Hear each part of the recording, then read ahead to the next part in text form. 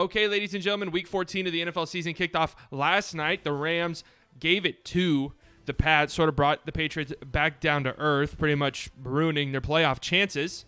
Trust me, we would have picked the Rams. Okay, we would have got that game right.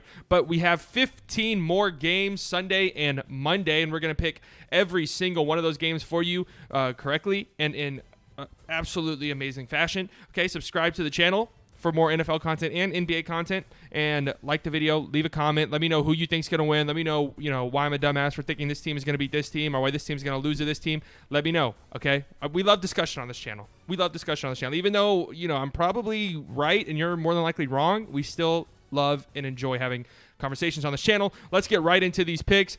Game number 1, the Dallas Cowboys and the Cincinnati Bengals. What a matchup. 3-9 versus 2-9-1. Grab your popcorn for this one. The sad thing is, and it's really sad, this is one of the biggest games in recent Cowboys history, or at least over the last 2 years. Okay, whoever loses this game is going to be in sole possession of the 3rd spot in the NFL draft.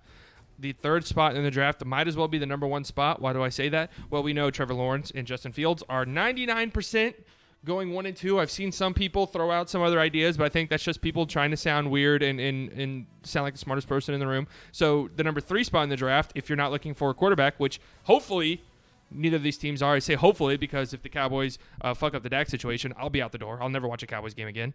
But if you're the number 3 pick in the draft, you get your pick from anybody that's not a quarterback, and you could, even trade and move around depending on what other teams want. So I think both of these teams should be wanting to lose. With that being said, the way that the Bengals have looked recently, especially since Joe Burrow has gone down, I can't pick them to win.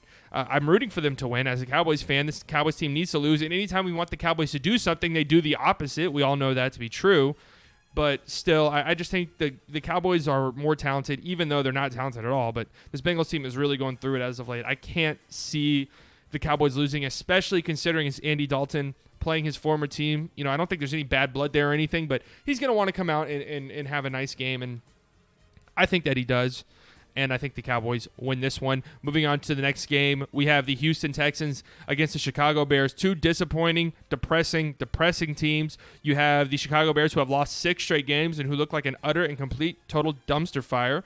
And you have the Houston Texans, who are still reeling from the Bill O'Brien era. Who is going to win this game? Who do I have picked? I don't even know. I have the Chicago Bears. Brett has the Houston Texans. I have no idea why I picked the Bears, actually. I do know. Because we all know every chance the announcers of this game get, they're going to remind us that Mitchell Trubisky was drafted ahead of Patrick Mahomes and Deshaun Watson. They bring it up every single time Mitchell Trubisky plays, to the point where it's like, hey, trust me, nobody likes shitting on the Bears and Mitchell Trubisky more than myself. I love it. I think it's hilarious. But it's to the point where it's like, okay, guys, we get it. Mitchell Trubisky was drafted ahead of Deshaun Watson and ahead of Patrick Mahomes. We don't need a reminder, and I just have a feeling that Mitchell Trubisky is going to come out and play really well against this Texans defense, which is not good, and he's going to leave. It's going to piss Bears fans off, right? To watch the Bears fans should be rooting to lose. I've been saying the Bears, you want to rip the Band-Aid off, right? Leave no question that Matt Nagy needs to go. So pretty much just lose out, get as good a draft pick as possible, and make sure Nagy's out the door. But I think Mitchell Trubisky is going to go off. This offense is magically going to go off this week, and Bears fans are going to be left wondering, that would have been nice to get that consistently over the past 3 years. All right, moving on to our next game. We have the Chiefs and the Dolphins. This is one of the bigger games in recent history for the Dolphins. A huge opportunity for them to prove themselves, a huge opportunity for them to show the world that they are, in fact, serious contenders. Their defense has been playing really well, Jesus, as of late. But can Tua in this offense keep up with Patrick Mahomes if it does, in fact, turn into a shootout? I do not believe so. Neither does Brett. But that's not to say that the Dolphins stand no chance. I think that if they can force Patrick Mahomes to make mistakes, which is not easy to do, but, the way he plays, he can be prone to it. Can Xavier Howard get a pick? Can Byron Jones get a pick? If so, then they have a really solid shot. And can Tua also, score some points quickly? YouTube throwing up some ads here on the music I'm listening to. Get out of here. All right, we both have the Chiefs. Next up, we have The Cardinals and the Giants, and you see, whoops, I forgot to hide the picks, but there you go. I have the Giants. Brett has the Cardinals. This is a very, very spooky game. The Cardinals in desperate need of a win, man. Their ship is sinking very, very quickly.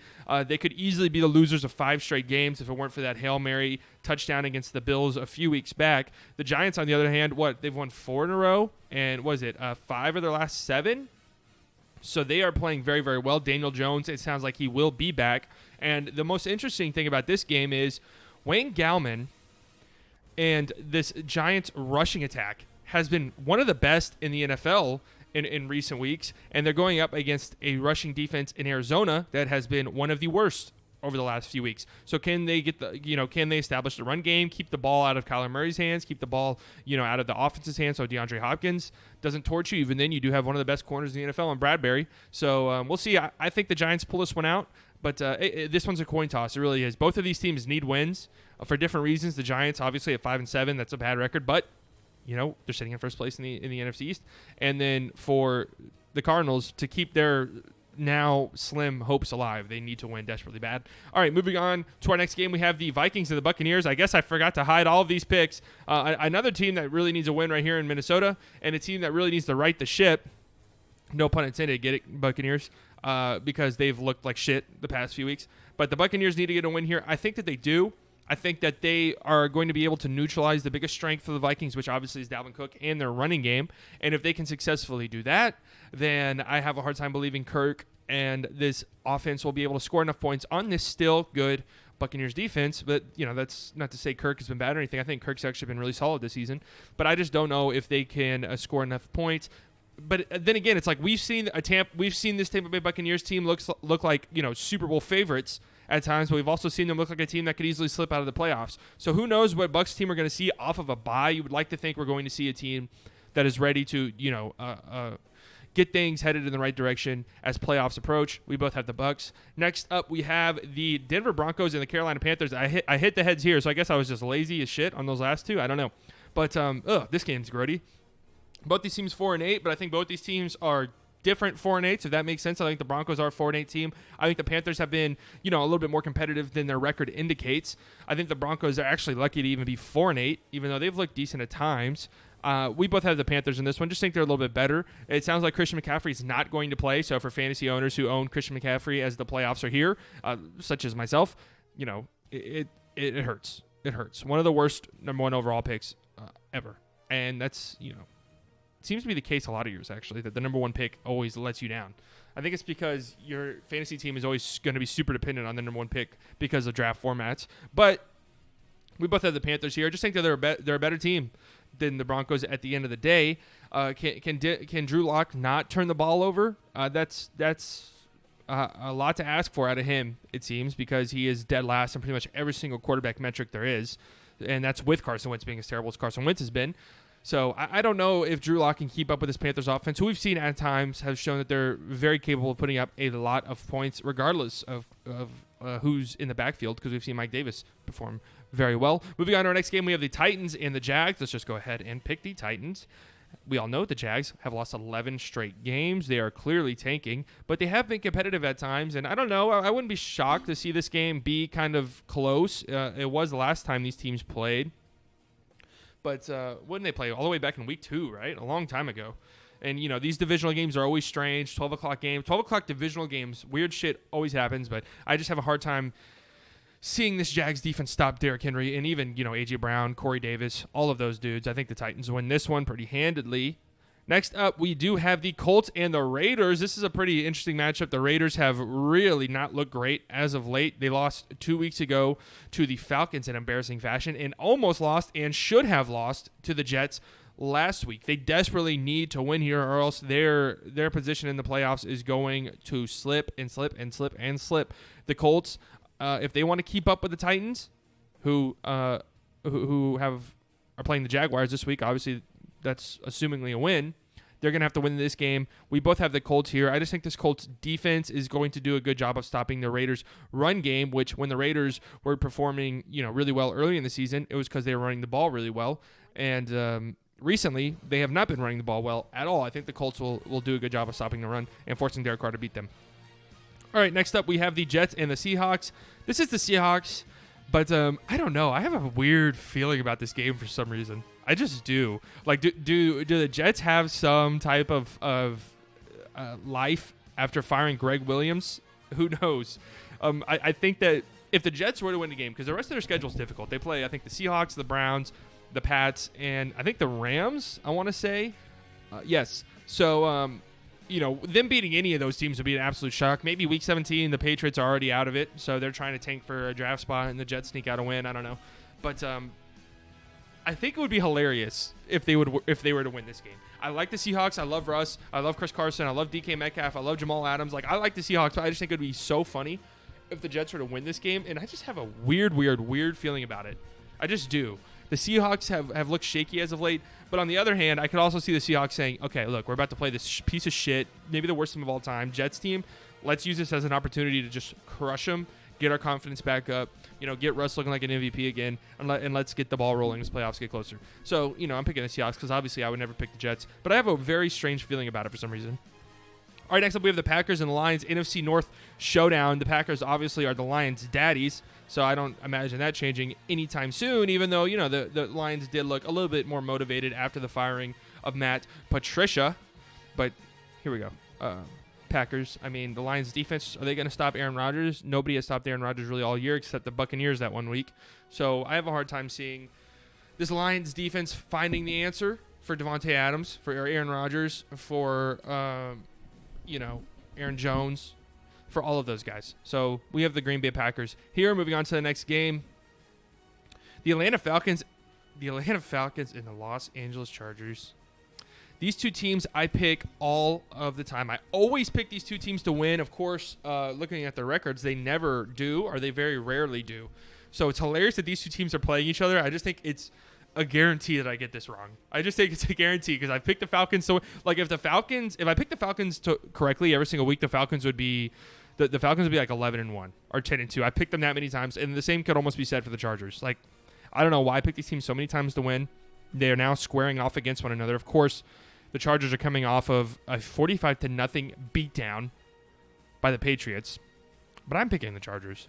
I don't know. I think they're a better team. Am I wrong in thinking that? Am I wrong in thinking the Chargers are a better team than the Falcons? I think that offensively, this will be a big, moment for Herbert. I know the season's over for them, all of this and that. They're not playing a good team, but he's coming off of easily his worst game of his career so far against the Patriots. So now is the opportunity for him to bounce back and respond with a solid performance. I think we'll learn a lot about Justin Herbert. In this game right here. But I'm picking the Chargers. Brett's picking the Falcons. It could go either way, really. Who knows? All right, next up we have the Saints and the Eagles. Just want to make a quick announcement. We will be live streaming for this game on Sunday, our reactions to this game with the Real Playoff P. Of course, he is a Saints fan, so we'll be watching this game. The game starts at 3. We will also be watching the Cowboys and the Bengals game. I forgot to mention that on stream. That game starts at 12. So we'll be 12 o'clock Central Time. So make sure to tune in for that. Last time we streamed on Tuesday, the Cowboys and Ravens games. That was a ton of fun. And shout out to everybody who came. So we're going to do it again. If you have time, please come and check it out. We'll see where the day takes us as far as how long we're going to stream. But let's get into this game, the Saints and the Eagles. Obviously, it is Jalen Hurts' first start of his career. Kind of plays into the theory that I tossed around that Doug McDermott did not want Jalen Hurts at all and is now actively trying to sabotage him because it felt like up until this point, every time he saw the field, it was for some dumbass draw play or a read option that everyone knew was coming, and the play hardly ever worked. They rarely ever gave him a chance to run the ball. They really never even set him up for success because anytime he'd be on the field, Carson Wentz would be lined up out wide, so you knew it was going to be a dumb play, and it hardly ever worked. And then they threw him in at the end of the game against the Packers when the game was already over and told him good luck. And he, sparked some life into this team, but it obviously wasn't enough. And now his first start is against one of the hottest defenses in the NFL and one of, if not maybe the best defense in the NFL in the New Orleans Saints. I'm picking the Eagles. I don't know what it is. I just think the Saints, who have won 9 straight games, teams like this, they find themselves slipping at times. They get caught slipping at times. And I think we're going to see the Eagles come out and play with a lot of life. I don't know. I think that the Eagles sneak out a weird one here. I'm probably going to be wrong, and I'm going to be very upset at myself if I pick the Eagles to win and they lose. Like, I'm going to be disgusted at myself. But I just think we see a team that comes out showing some signs of life. with the new quarterback change, or it's either going to be that or Jalen Hurts looks like complete and total shit, and then the Eagles are left scratching their heads wondering what the fuck it is they do now because we just benched our $150 million quarterback for a second-round rookie who just looked like complete and total shit. So who knows? I have the Eagles. Brett has the Saints. Saints is obviously the correct pick, but we'll see. Next up, we have a very interesting matchup. The Washington football team and the San Francisco 49ers. Obviously, for the Niners, this is must-win. I think their playoff chances are already pretty much dashed. But if they do want to keep their small hopes alive, they absolutely need to win this one. And for Washington, obviously, it's less of a must-win for them, but a nice chance for them to strengthen their grip on the NFC East, especially since the Giants have a pretty tough matchup. We're both going to go ahead and pick Washington football team. I just think the San Francisco 49ers secondary, which absolutely got torched by Josh Allen on Monday night, I think that Alex Smith can, do work against them as much as Alex Smith can do work. No Antonio Gibson, so that hurts. But I think Terry McLaurin, who had a quiet game on Monday against the Steelers, is going to come out and bounce back and have a decently big game. Next up, we have Sunday Night Football. You see the heads here. Forgot to hide them again. We have the Steelers and the Bills. This is an amazing, amazing matchup. Two of the best teams in the NFL. Two of the best teams in the AFC. Matching up here, as you can see, we both have the Steelers. I just think that, if the Steelers had crawled away from that game against Washington with an ugly, ugly win yet again, I think that they would be walking into an absolute beatdown here. I think that they would be walking into an absolute beatdown. But they lost. I think that now they've heard all of the skeptics, all of the doubters come out against them and say, see, I told you so. I told you that this team was one of the worst 11-0 undefeated teams of all time, whatever the fuck that means, right? But I think that they see this as an opportunity to bounce back and to prove everybody wrong and show, you guys think this Bills team is better than us? We're going to show that we're still the class of the AFC, or at least one of the top two teams in the AFC. And I think that their secondary is going to have to force Josh Allen to make mistakes. And I think they might be able to do that, especially considering the Bills' running game is completely and totally non-existent. So there's going to be a lot of pressure on Josh Allen, who has been absolutely amazing, for pretty much the entire season, especially the last few weeks. But I think that they might be able to get one or two interceptions. And can the Steelers do a good enough job of, exposing and taking advantage of this pretty weak Bills run defense? We'll see. We both have the Steelers in this one. It's gonna be a fun one. Game of the week easily. And next up we have the Ravens and the Browns. This is also a very, very fun matchup. Huge NFC North showdown. Obviously, with the Steelers losing, the Browns could fuck around and win the division. A lot would have to go their way, obviously. But this is a big time opportunity for the Browns to, prove that they're for real, or continue to prove that they're for real. They've won 9 games, obviously. They haven't been against the most difficult opponents, but their win against the Titans was very impressive, to me at least. That Titans team is a very good team, and this Ravens team has been struggling as of late, but this is also an absolutely massive game for the Ravens. Like, they need to win to keep themselves alive in the playoff chase. They lose this game, it gets very, very spooky for them as far as the playoffs go. Because of that, I am picking the Ravens. Brett is picking the Browns. I just feel as if the Browns just won out for some reason. I know they're a different team, but on Monday Night Football, against a divisional rival, against a team that everybody thinks was going to be better than you heading into the season, you get a chance to prove everybody wrong and to show the world that you are legit on, again, ESPN, Monday Night Football, national audience. I just have a feeling they're going to Browns it up. I just do. Maybe they don't get destroyed, but maybe they lose and people start, questioning and doubting this team again. Remember, back in week 1, this Ravens team absolutely annihilated the Browns. But that was in week 1. That might as well have been 5 years ago. All right, so that's what we got this week.